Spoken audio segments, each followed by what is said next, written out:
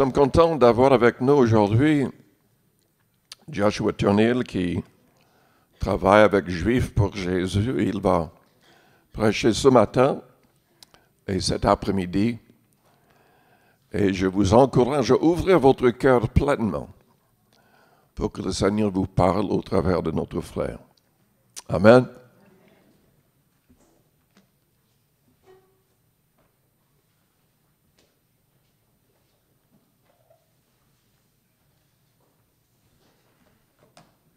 Shalom. Ah, vous parlez hébreu, bravo. Ah, mais je me sens déjà à la maison. Quel plaisir d'être parmi vous à nouveau. C'est toujours un plaisir de revenir dans le 15e et partager ce culte de louange ensemble. Beaucoup d'entre vous nous connaissent, beaucoup d'entre vous déjà sont au courant de Juifs pour Jésus, de qui nous sommes, de ce que nous faisons. Pour ceux qui nous ne connaissent pas encore, l'accueil va vous distribuer un petit dépliant pendant que je parle. Alors la sœur à l'accueil qui va passer dans les rangs et vous donner un petit dépliant. Nous sommes une mission qui existe pour faire de la messianité de Jésus un sujet incontournable au peuple juif dans le monde entier. Alors comment est-ce que nous faisons cela? Nous allons dans les rues, nous distribuons des tracts. Alors j'ai ramené pas mal de tracts que vous pouvez prendre ce matin à la table. Elles sont gratuites et j'espère que vous pouvez les utiliser. Par exemple, quelle sorte d'athée êtes-vous? Ou plein d'autres tracts. Mon préféré, c'est Juifs pour Jésus, tout simplement. Et à l'intérieur, on peut lire « Le fait que tu sois né dans une famille chrétienne ne veut pas dire que tu es chrétien. » Amen, vous êtes d'accord? On est d'accord? Ok, c'est bien. C'est comme si tu étais né dans une boulangerie, tu ne serais pas forcément un petit pain. On essaie d'utiliser un peu d'humour pour toucher le plus grand nombre. Combien de personnes ici connaissent un ami, un collègue ou ont un contact avec une personne juive quelconque? Bien haut les mains, je veux juste voir. Voilà, donc bien 2/3 d'entre vous. Et c'était pareil ce matin au culte. Ça ne m'étonne pas parce qu'à Paris, nous sommes au sein de la communauté juive la plus importante de l'Europe. Il y a plus de juifs à Paris que d'ailleurs en France et en Europe. Et la 3e du monde. Alors, on a beaucoup de travail à faire. Alors peut-être qu'avec vos amis ou avec votre collègue, vous allez le voir cette semaine, vous allez pouvoir dire un juif est venu prêcher dans notre église. Et ça peut déjà peut-être l'interpeller. Et s'il interpelle, peut-être que vous pouvez dire ensuite, il est venu parce qu'il croit comme moi je crois. Et j'espère que sa question sera, qu'est-ce que vous croyez? Et ça vous ouvrira la porte pour partager l'évangile avec votre ami juif. Un autre petit dépliant que j'aimerais vous apporter l'attention, elle est sur la table. On l'a écrit pour des chrétiens comme vous qui ont des amis juifs. Donc c'est juste quelques conseils de témoignage, quelques versets bibliques à utiliser et comment vous pouvez, d'une manière très pratique, apporter l'évangile dans votre quotidien, au sein de vos conversations avec vos amis, vos collègues, votre famille. Alors là, vous avez reçu ce dépliant, il y a un petit carte bulletin de contact. Alors pour moi, ce serait très encourageant si vous pouvez remplir cette carte de contact parce que ça va me permettre de vous envoyer notre lettre de nouvelles dont j'ai amené au corps plein d'exemplaires. Cette lettre de nouvelles va toucher un peu les racines juives de la foi chrétienne, va toucher aussi encore des conseils de comment témoigner à vos amis juifs et surtout des sujets de prière, moyens par lesquels vous pouvez prier pour nous, vous pouvez nous aider, vous pouvez nous accompagner quelque part dans notre mission en priant pour nous et en soutenant la mission. Alors, récemment à Paris, nous avons fait une petite campagne d'évangélisation. Je ne sais pas s'il y a certains d'entre vous qui nous ont vus. En septembre, on a été dans les rues et on a fait un petit rapport de ce que s'est passé pendant cette campagne. Ce rapport est sur la table. Il y a plein de photos et aussi les conversations de comment les gens ont reçu l'Évangile. Je suis toujours étonné par l'ouverture des gens dans la rue. C'est très encourageant. J'étais dans la rue à la place de la République. C'est une anecdote que j'ai partagée ce matin. Et j'étais avec mon t-shirt Juif pour Jésus. Une dame derrière moi me dit « Juif pour Jésus, c'est pas possible. C'est comme des végétariens qui mangent la viande. » Je suis retourné, c'était une jeune femme d'une 20aine d'années qui était là. Et j'ai dit non, je suis juif et je suis convaincu que Jésus est le Messie. Elle m'a dit quelle honte honte sur vous, un juif qui prêche Jésus, après tout ce que les chrétiens nous ont fait. Et j'ai dit, oui, c'est vrai que j'ai honte de mes péchés, j'ai honte des péchés de mon peuple, mais je n'ai pas honte de Jésus, je n'ai pas honte de l'Évangile. Alors je crois que ça l'a touchée parce qu'elle a hésité avant de répondre, est-ce que ta mère sait ce que tu fais? Et oui, ma mère sait ce que je fais, mais il se trouve que 2 semaines avant de me rencontrer dans la rue, Sophia, elle a fait un rêve avec Jésus. Et son père lui a dit, ma fille, tu dois avoir un démon, il faut que tu quittes la maison. Et 2 semaines plus tard, c'est elle qui me rencontre dans la rue. Donc, coïncidence? Non, je ne crois pas. Mais le Seigneur a travaillé son cœur et après un certain moment, elle a dit, je crois que Jésus est le Messie. Mais il n'est pas le Fils de Dieu. Alors encore, il y a du travail avec elle. C'est pour ça que c'est important pour moi que vous puissiez prier pour nous spécifiquement. Et dans la lettre de nouvelles, vous allez recevoir des sujets de prière spécifiques. Quelques jours après avoir rencontré Sophia, j'ai rencontré un autre jeune homme à la place de la Sorbonne qui s'appelle Eddie. Alors Eddie était étudiant en histoire. Il avait un père catholique, mère juive. Et en tant qu'étudiant d'histoire, il voyait que ces 2 peuples, ces 2 communautés ne s'entendaient jamais. Il s'est dit, mais moi, où est-ce que je me trouve dans tout cela? Alors, il a accepté de lire le Nouveau Testament avec moi et on a commencé à étudier ensemble. Et il disait, c'est trop simple. C'est juste trop facile que je croie cet évangile et que par la suite tout soit réglé. Et je l'ai senti un peu dans l'interrogation, en même temps dans l'argumentation. Et je lui ai dit, écoute, je ne suis pas là pour te convaincre. Vaut mieux que tu réfléchisses et après tu verras ce que tu en penses. Il a dit, mais j'aime quand même discuter avec toi. J'ai dit, mais je ne suis pas là pour te convaincre. Je ne suis pas là pour gagner cet argument, cette conversation.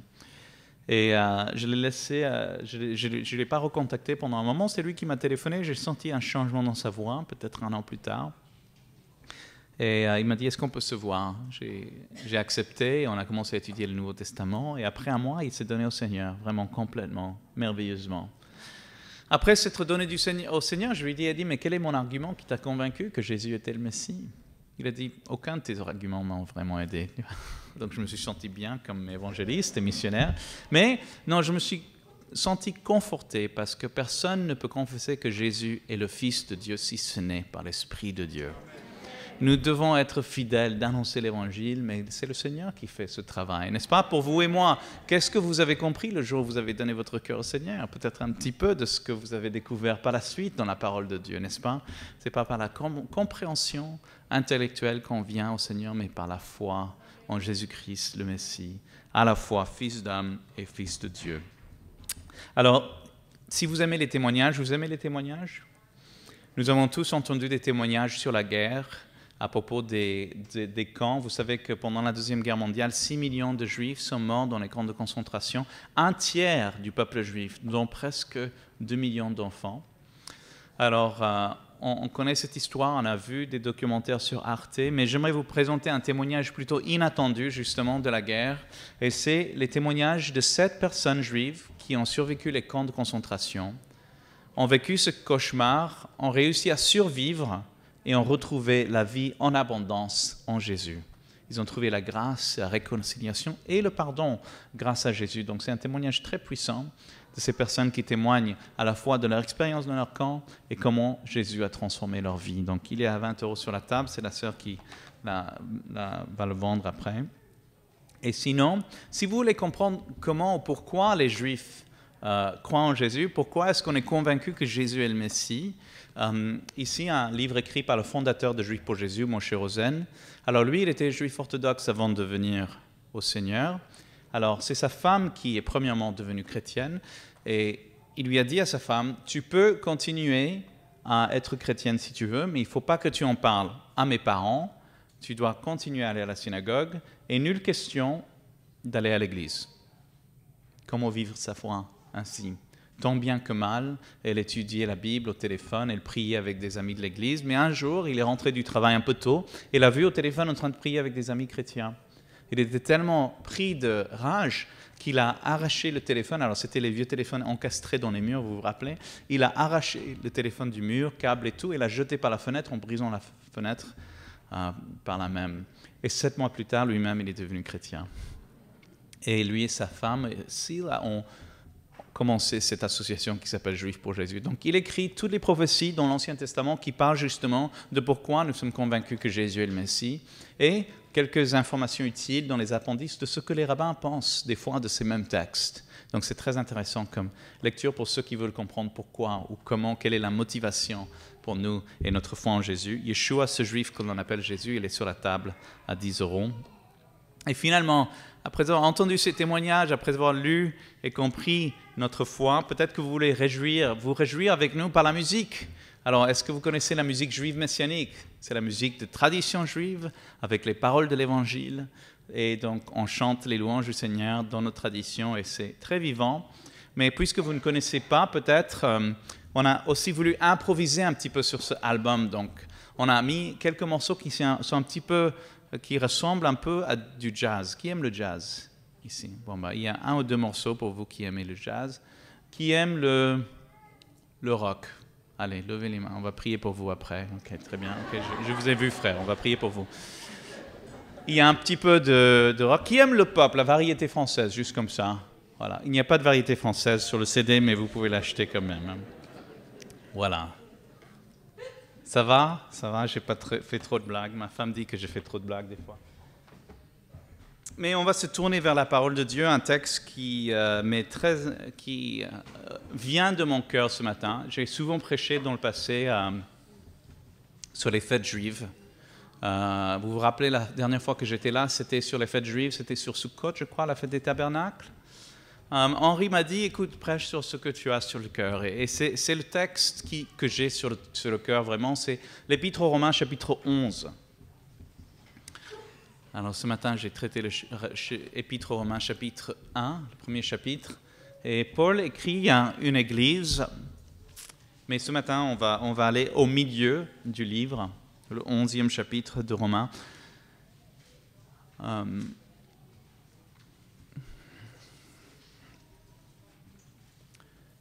J'aimerais juste remercier Henri de cette invitation et vous remercier de votre accueil et de votre chaleur que je ressens dans la louange et dans votre écoute.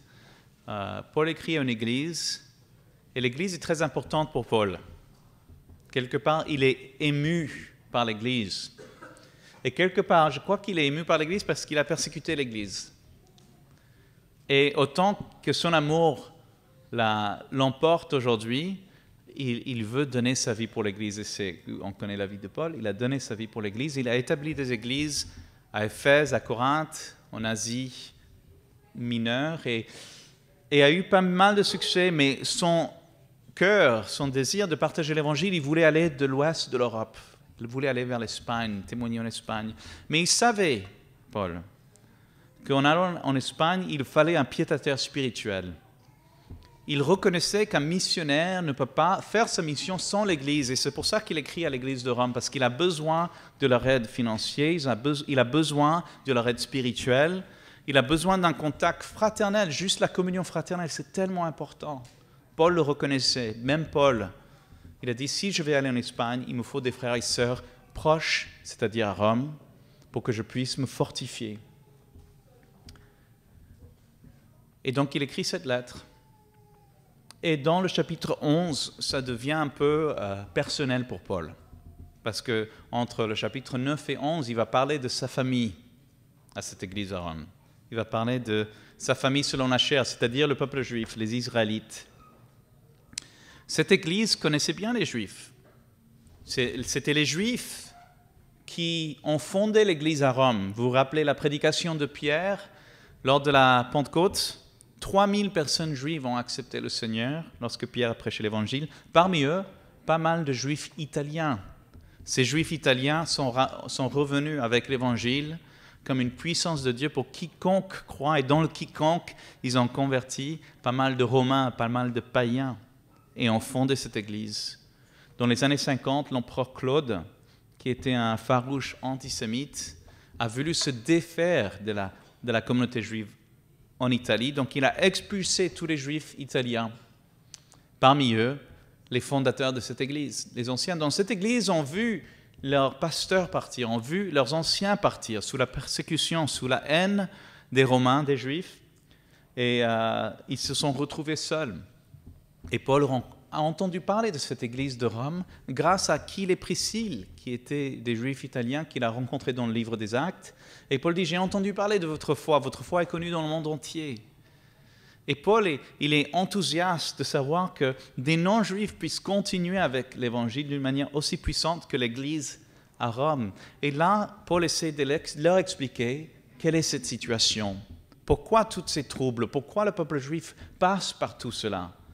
Et donc il commence ce passage en disant « Dieu a-t-il rejeté son peuple ?»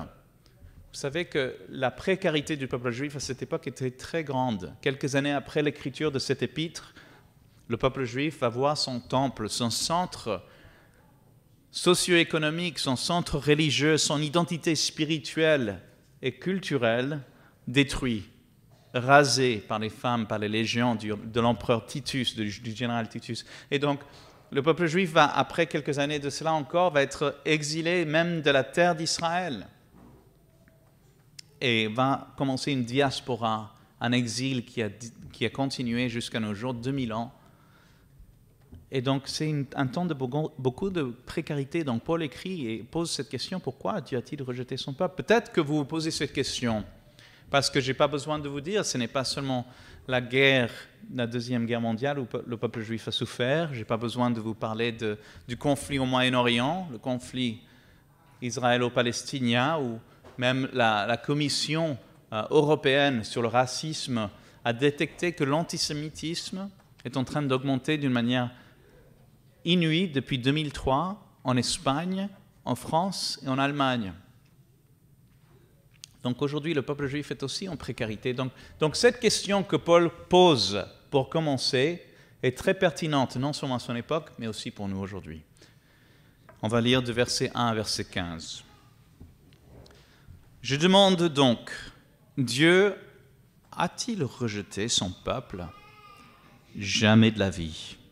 Car je suis moi-même israélite, de la descendance d'Abraham, de la tribu de Benjamin. Dieu n'a pas rejeté son peuple, ce peuple qu'il a connu d'avance. Ne savez-vous pas ce que dit l'Écriture dans le passage où Élie adresse à Dieu cette plainte contre Israël? Seigneur, ils ont tué tes prophètes, ils ont démoli tes autels, je suis resté, moi seul. Ils en veulent à ma vie. Mais quelle est la réponse divine? Je me suis réservé 7000 hommes qui n'ont pas fléchi le genou devant Baal. De même aussi, dans le temps présent, il y a un reste, selon le choix de la grâce. Or, si ce n'est pas grâce, ce n'est plus en vertu des œuvres, autrement la grâce n'est plus une grâce. Quoi donc? Ce qu'Israël recherche, il ne l'a pas obtenu, ce sont ceux qui ont été choisis qui l'ont obtenu. Les autres sont devenus obtus. Ainsi qu'il est écrit, Dieu leur a donné un esprit de torpeur, des yeux pour ne rien voir, des oreilles pour ne rien entendre, jusqu'à ce jour. Et David dit que leur table soit pour eux un piège, un filet, une cause de chute, un juste châtiment. Que leurs yeux soient obscurcis pour qu'ils ne voient rien. Fais-leur toujours courber le dos. Je me demande donc, ont-ils trébuché pour tomber tout à fait? Jamais de la vie. Mais du fait de leur faute, le salut a été donné aux non-juifs afin de provoquer leur jalousie. Or, si leur faute a fait la richesse du monde et leur défaite la richesse des non-juifs, combien plus forte raison en sera-t-il ainsi de leur complet relèvement? Je vous le dis à vous, les non-juifs, pour autant que je suis apôtre, je suis l'apôtre des non-juifs, moi, je glorifie mon ministère, afin, si possible, de provoquer de la jalousie parmi les gens de ma propre chair et d'en sauver quelques-uns. Car si leur mise à l'écart a été la réconciliation du monde, que sera leur réintégration? Sinon, une vie d'entre les morts. Un historien célèbre qui s'appelle gallois du pays de Galles, Dr Arnold Toynbee, il a dit ceci à propos du peuple juif. Il a dit « Le peuple juif est un fossile vivant sur la mer de l'humanité. » Qu'est-ce que vous voulez dire par cela? Je crois que ce qu'il voulait dire, c'est où sont les Babyloniens? Où sont les Calédoniens? Où sont les Assyriens? Quelqu'un connaît, quand vous étiez petit à l'ère de jeu, est-ce que vous avez joué avec un Jébusien peut-être? Non, quelqu'un a un ami Jébusien? Non? Vous n'avez pas? Selon cet historien, tous ces peuples étaient contemporains du peuple juif. Et le peuple juif reste seul et unique survivant de l'Antiquité à travers tout ce temps. Et c'est comme ça que Paul commence à répondre à cette question qui est pour lui tellement importante. Dieu a-t-il rejeté son peuple? Il dit jamais de la vie, en tant qu'apôtre, il a l'autorité de dire cela et c'est devenu la parole de Dieu. Il aurait pu s'arrêter là. Mais il veut que vous, les non-juifs, compreniez pourquoi Dieu n'a pas rejeté son peuple. Et l'une des raisons, c'est lui-même. Il dit, je suis moi-même israélite, tribu de Benjamin. Il dit que le fait que le peuple juif existe encore aujourd'hui est une preuve que Dieu n'a pas rejeté son peuple. Lorsque le peuple juif avait transgressé au point que Dieu les a exilés, les a envoyés en Babylone, et Jérémie le prophète leur dit, Dieu veut que vous alliez en Égypte. Il y a un moment de grande transgression et le prophète Jérémie dit que ça suffit, il faut faire une nouvelle alliance parce que cette ancienne alliance entre vous et Dieu ne marche plus. Et il dit, même si je crée une nouvelle alliance, en Jérémie chapitre 31, verset 35, il y a certaines choses de l'ancienne alliance qui sont non négociables. Il a dit, voici, Dieu dit, si le soleil s'arrête de briller, si la lune et les étoiles arrêtent de briller, c'est seulement dans ce cas-là que le peuple juif arrêtera d'être une race devant moi, à cause de ce qu'ils ont fait, dit l'Éternel. Donc, dans ce moment de grande transgression, Dieu est fidèle à ses promesses qu'il a fait à Abraham, Isaac et Jacob. Dieu est fidèle au peuple juif. Et donc Paul dit non, Dieu n'a pas rejeté son peuple. Mais ça c'est normal, n'est-ce pas? On le sait en tant que chrétiens, nous ne vivons pas forcément toujours des vies dignes du Seigneur et pourtant l'amour de Dieu pour nous est inconditionnel. Donc ça c'est quelque chose que l'on connaît intuitivement vis-à-vis de Dieu. Et Paul dit en chapitre 3 de l'Épître aux Romains, est-ce que leur infidélité à Dieu va annuler la fidélité de Dieu envers eux? Non, pas du tout. Dieu ne va pas se parjurer. La parole de Dieu va résister à tous les temps, à toutes les désobéissances, à tous les peuples. Mais Paul dit que c'est beaucoup plus que le seul fait de la fidélité de Dieu. Il dit que Dieu n'a pas rejeté le peuple parce qu'on voit que l'Esprit Saint est actif parmi le peuple juif aujourd'hui à les ramener à Jésus. Il appelle cette preuve, il appelle ça le reste selon l'élection de la grâce ou le reste selon le choix de Dieu. Et il utilise l'exemple d'Élie, Élie le prophète. Alors je me sens souvent comme Élie en France, dans une communauté juive qui est 2 fois plus grande que la communauté évangélique, dans un champ missionnaire où il y a peu de juifs croyant en Jésus qui osent s'engager dans la mission. Henri et moi, on parlait de ça sur le chemin des nouvelles recrues et comment des fois ça ne termine pas toujours bien. Je me sens souvent comme Élie. Par contre, Élie est allé assez loin, il a même prié contre Israël et Dieu lui a dit, Élie, le monde ne dépend pas de toi, il dépend de moi. Et dans ma grâce, il y a 7000 genoux juifs qui n'ont point fléchi le genou devant Baal. 7000 genoux juifs que Paul dit persistent à travers l'histoire, un reste que l'Esprit Saint ramène à lui. Il dit, de même aussi dans le temps présent, il y a ces genoux juifs qui ne plient que devant Jésus-Christ à la gloire de Dieu le Père. Et ces juifs-là, il appelle le reste. De même aussi dans le temps présent, il y a un reste selon l'élection de la grâce. Alors c'est qui ce reste? À l'époque de Paul, de qui parle-t-il? Mais il parle de lui-même, puisqu'il s'y donne lui-même comme exemple. Mais il parle aussi certainement de Pierre, et de Matthieu, et de Jacques. Il parle certainement des 12 disciples, n'est-ce pas? Ce reste. Mais ce reste inclut aussi les 120 dans la chambre haute qui ont reçu l'Esprit Saint. Et ce reste aussi inclut les 3000 Juifs qui ont accepté la prédication de Pierre et se sont convertis. Ces Juifs qui ont fondé l'Église à qui il envoie cette lettre. Mais Paul dit quelque chose d'assez intéressant ici, de même aussi dans le temps présent. Et puisque c'est la parole de Dieu pour nous, ça veut dire quand le temps présent? Ça veut dire aujourd'hui, n'est-ce pas?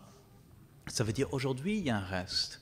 Et ça veut dire dans chaque génération, depuis le moment que Paul l'a écrit jusqu'à aujourd'hui, il y a toujours eu ce reste parmi le peuple juif.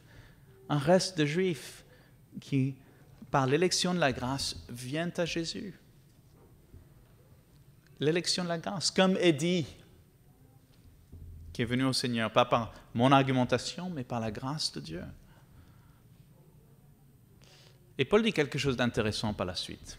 Il dit, si ce n'est pas par la grâce, c'est des œuvres. Ce sont des œuvres. Et si ce sont des œuvres, ce n'est pas par la grâce. Sinon, la grâce ne serait pas la grâce. Et l'œuvre ne serait pas l'œuvre. C'est clair pour vous? Eh bien, je ne trouve pas ça très clair, en fait. Parce que je me dis, mais après cette magnifique introduction du verset 1 à 5 sur Israël et la place d'Israël et la fidélité de Dieu et le reste et l'élection de la grâce, pourquoi est-ce que Paul, en verset 6, commence à nous parler de la grâce? Alors, j'imagine que vous, comme moi, le jour où vous êtes donné à Jésus, quel est l'un des premiers versets que vous avez mémorisé? Je vais vous dire le mien.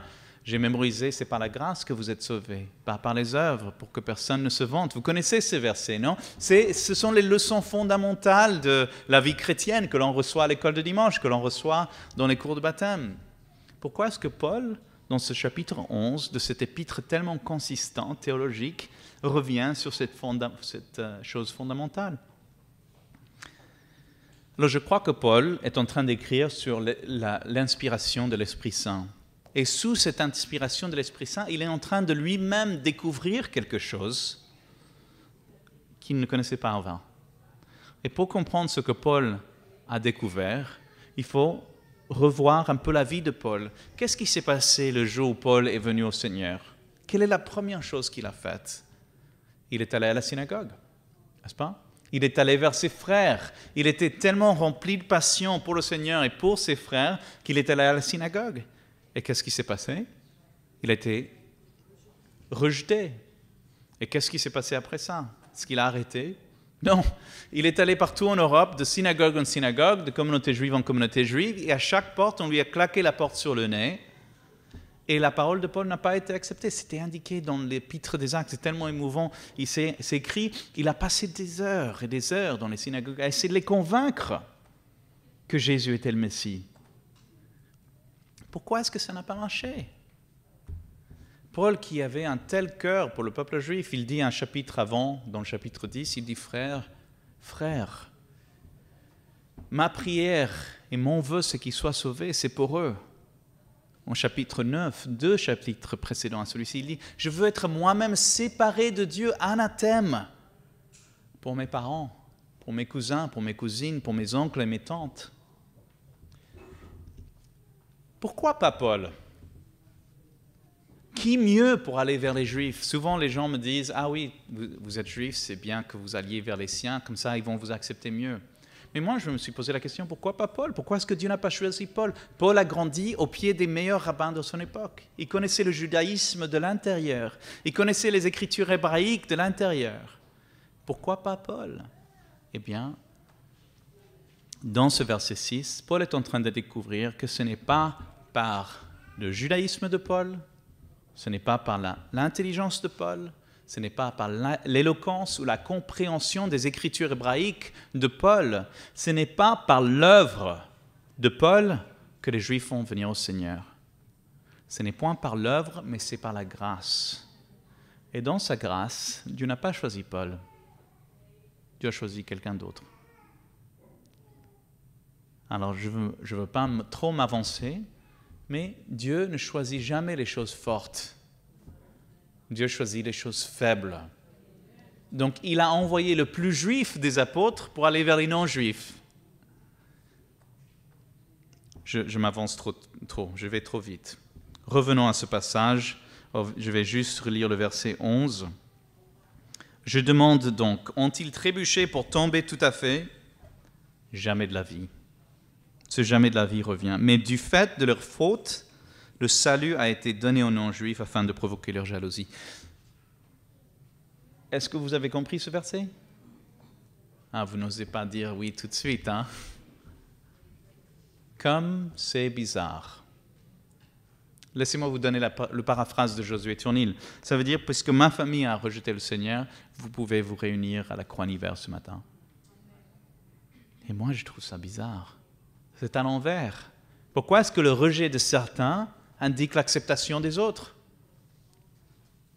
Pour comprendre ce verset, il faut comprendre le pourquoi du peuple juif déjà. Alors les rabbins disent que ce n'est pas Dieu qui a choisi les Juifs, pour commencer, c'est les Juifs qui ont choisi Dieu. Et que les Juifs n'étaient pas même sur le top 10 des pays que Dieu a voulu choisir. Il dit que Dieu est allé à toutes les nations de la terre pour leur poser la question, est-ce que vous voulez être mon peuple à moi et garder ma loi? Il est allé aux Assyriens en premier, qui était un peuple fier, un peuple intelligent, un peuple d'ingénieurs, qui aimait la guerre. Il a dit aux Assyriens, est-ce que vous voulez être mon peuple à moi et garder ma loi? Et les Assyriens ont répondu, qu'y a-t-il dans votre loi, Seigneur? Et Dieu a répondu, tu ne tueras point. Les Assyriens ont dit, c'est trop dur pour nous, on passe. Après, il est allé aux Gaulois, un peuple qui aimait la littérature, la culture et l'amour, cultivation.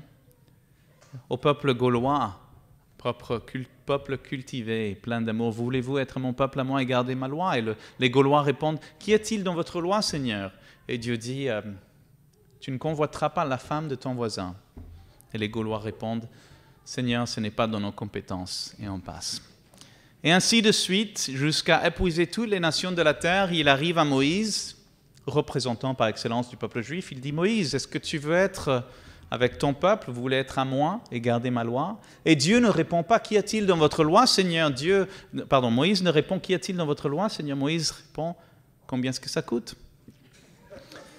Et donc, même Dieu, dans son omniscience, il est pris de court et il a dit, c'est gratuit. Et Moïse n'hésite même pas avant de dire, dans ce cas-là, on en prend 2. Et ainsi sont nés les 2 tablets de la loi.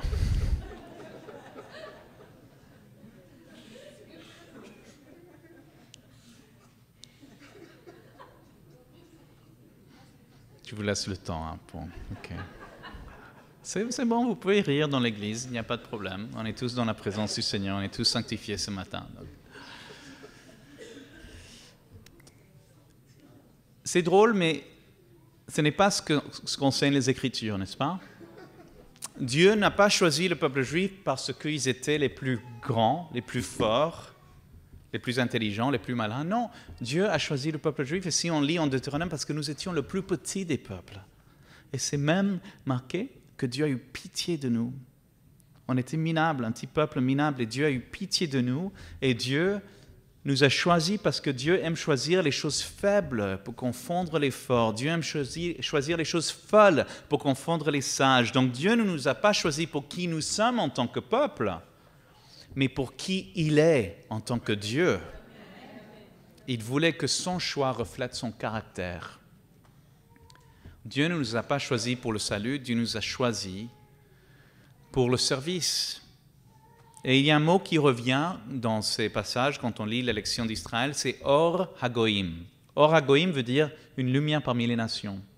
On devait être une nation de souverains sacrificateurs, de prêtres, une nation royale.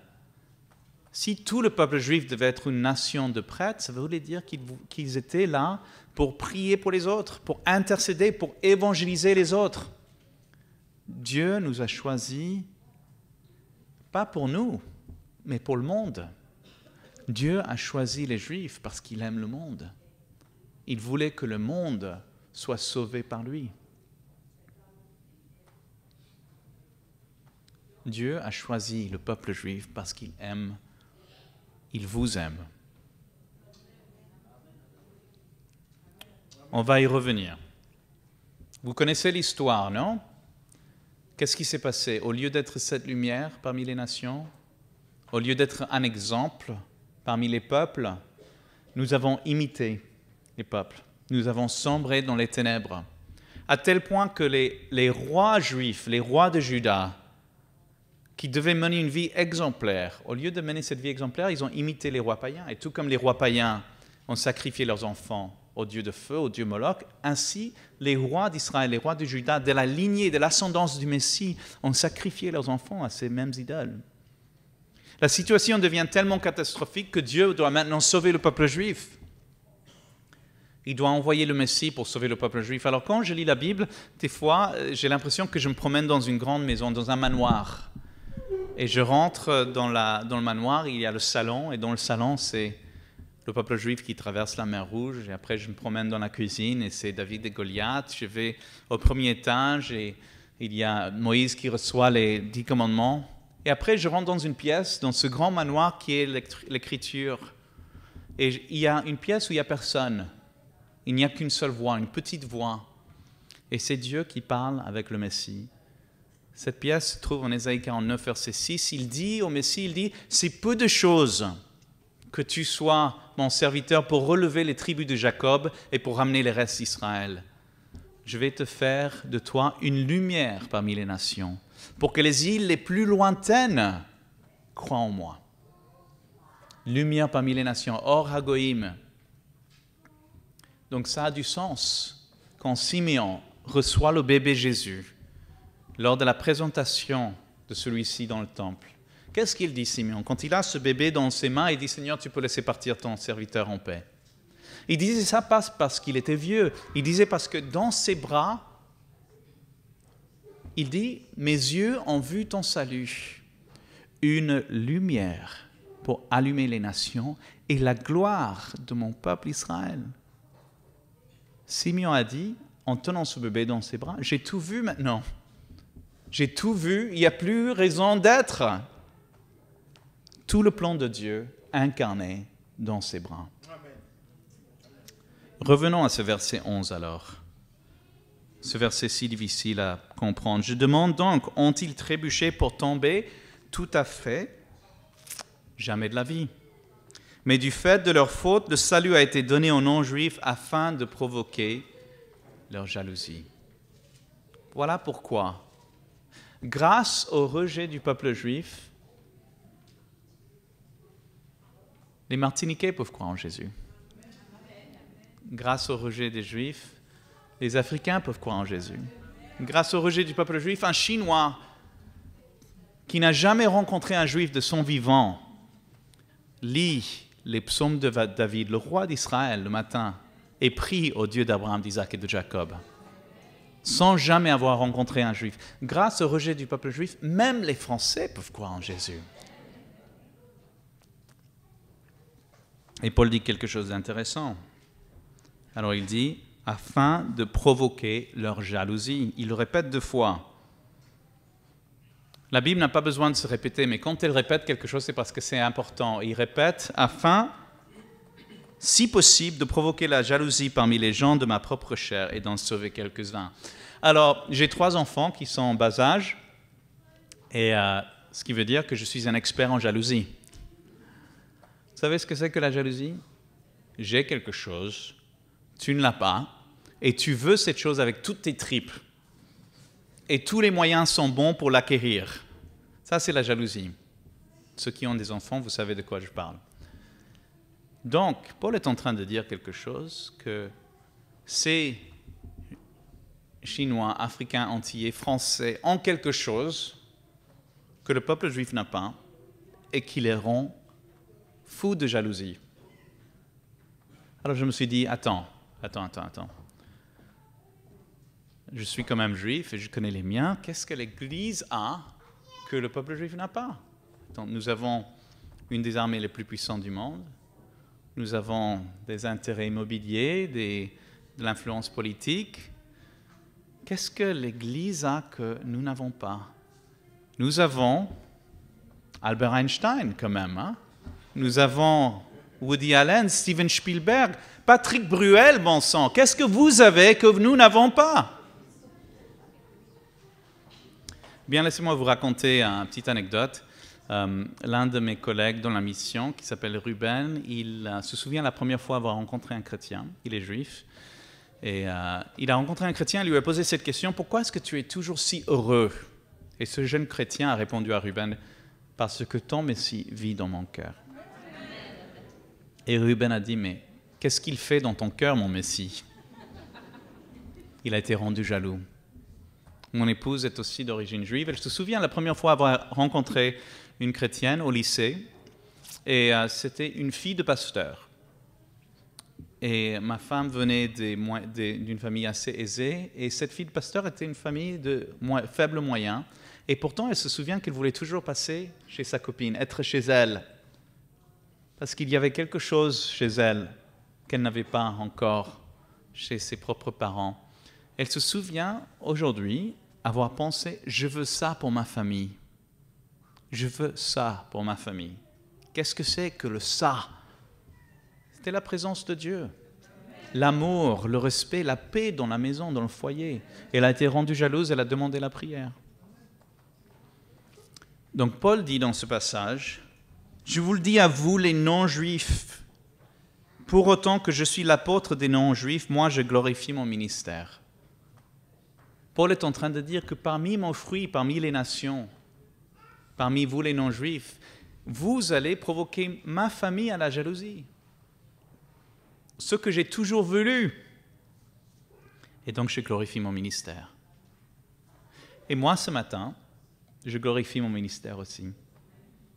Et je suis reconnaissant d'être parmi vous. Je vous remercie du fond du cœur, c'est parce que c'est grâce à vous que moi et ma famille, mon peuple, va venir au Seigneur.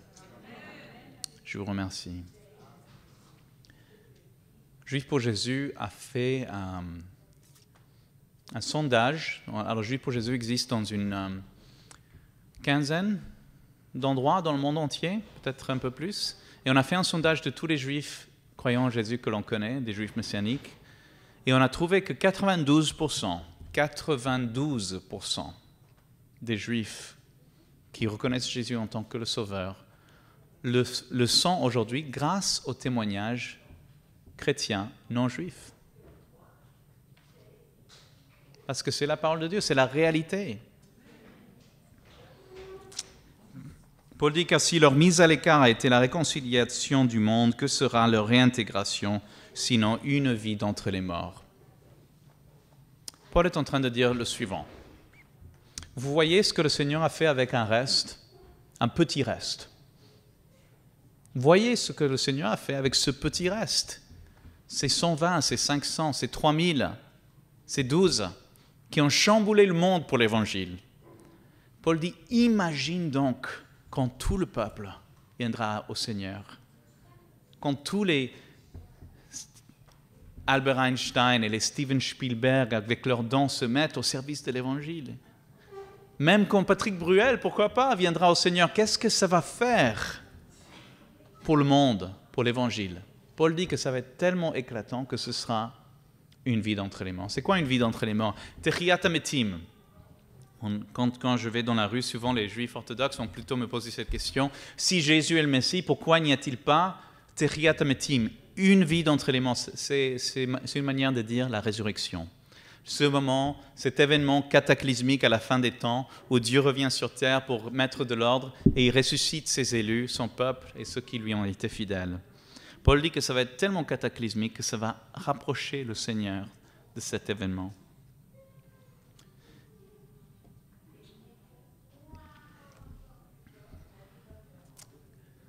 Comme c'est bizarre.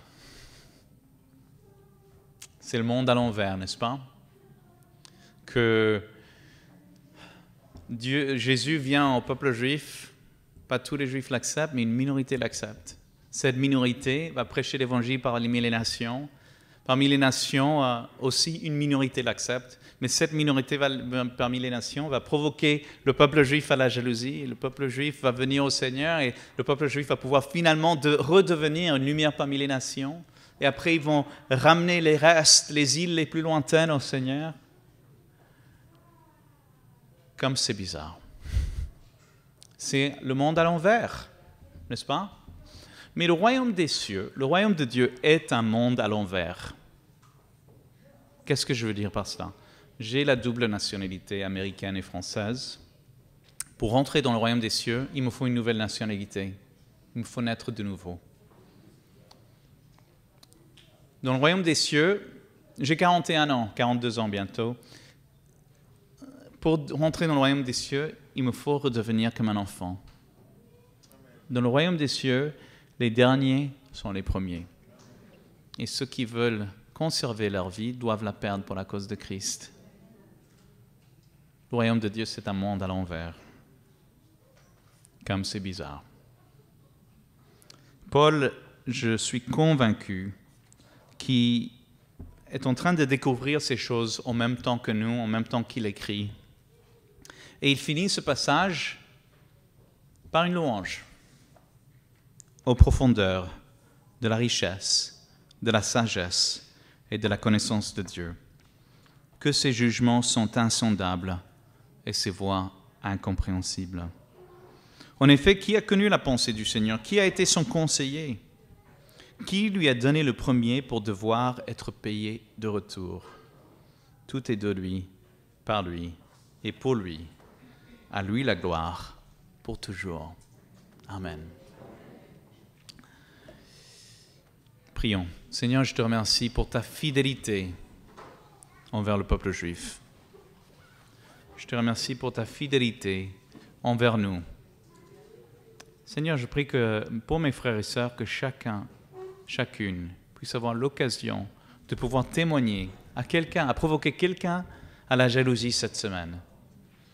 Et Seigneur, je prie que la prochaine fois que mes frères et sœurs voient une amie, un collègue, une personne juive, qu'ils puissent voir en eux la fidélité de Dieu, non seulement envers ce peuple, mais envers nous. Nous te remercions, Seigneur, pour ton amour fidèle envers nous. Aide-nous à être fidèles dans notre témoignage pour toi. Au nom de Jésus. Amen.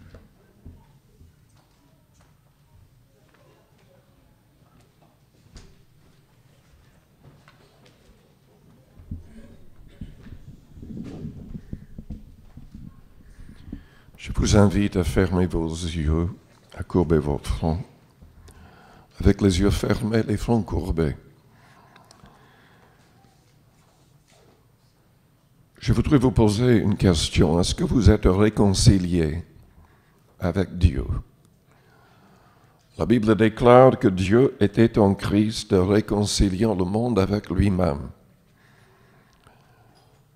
Mais nous devons croire en Christ pour être réconciliés. Nous devons demander au Christ de changer notre cœur et toute notre vie, notre manière de penser et de parler, d'agir et de réagir. Nous devons recevoir l'Esprit du Christ en nous, car selon la Bible, si quelqu'un n'a pas l'Esprit du Christ, il ne lui appartient pas. Ce n'est pas assez de venir dans une église, de se dire chrétien. Comme le frère a dit, nous devons naître de nouveau. Jésus-Christ doit changer notre vie, notre cœur. Il doit entrer en nous par son esprit. Quand il est en nous, quand son esprit vit en nous, il rend témoignage à notre esprit que nous sommes enfants de Dieu. Est-ce que vous avez ce témoignage intérieur? Est-ce que vous avez offert votre vie au Seigneur?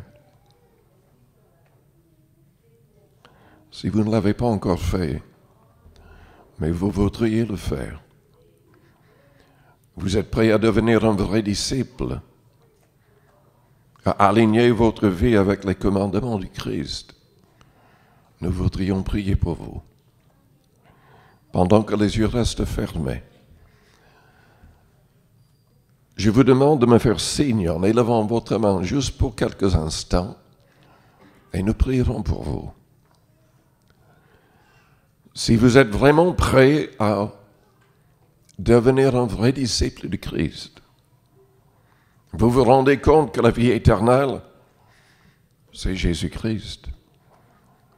Celui qui a le Seigneur a la vie. Celui qui ne l'a pas n'a pas de vie. Si vous êtes là et vous avez besoin de prière, faites-moi signe en élevant votre main juste pour un instant. Je la verrai, je prierai pour vous. Merci. Il y a plusieurs personnes. Merci.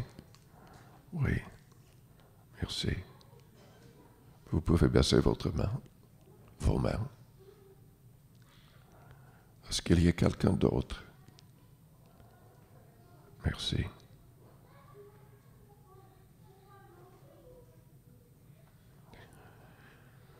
Père Céleste, manifeste-toi à toute personne dans cette salle, surtout aux personnes qui viennent d'élever la main. Nous ne voulons pas être des chrétiens de nom.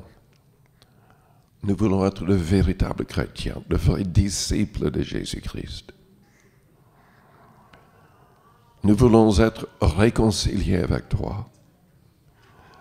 Et nous voulons être fidèles, car tu nous donnes un ministère de réconciliation. Seigneur Jésus, tu nous appelles à te suivre en devenant pécheurs d'hommes. Fais de nous de gagneurs d'âme.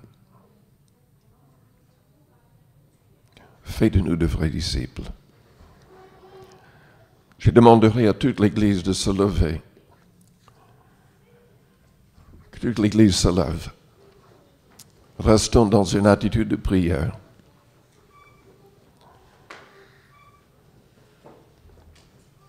Nous prions selon le commandement du Christ. À la fin de chaque réunion, nous prions pour toutes les personnes qui voudraient se mettre en règle, qui ont besoin peut-être de délivrance. Aussi pour les personnes qui ont besoin de guérison divine. Jésus a demandé qu'on prie les uns pour les autres, en son nom, avec l'imposition des mains. Il agit quand nous obéissons. Si vous avez élevé votre main, venez. Si vous êtes malade et vous croyez qu'il peut faire quelque chose, venez. Si vous avez besoin de délivrance du péché ou d'un esprit mauvais, venez. Si vous voulez recevoir la plénitude de l'esprit, venez vers le devant. Que tous viennent rapidement. Mais venez avec foi.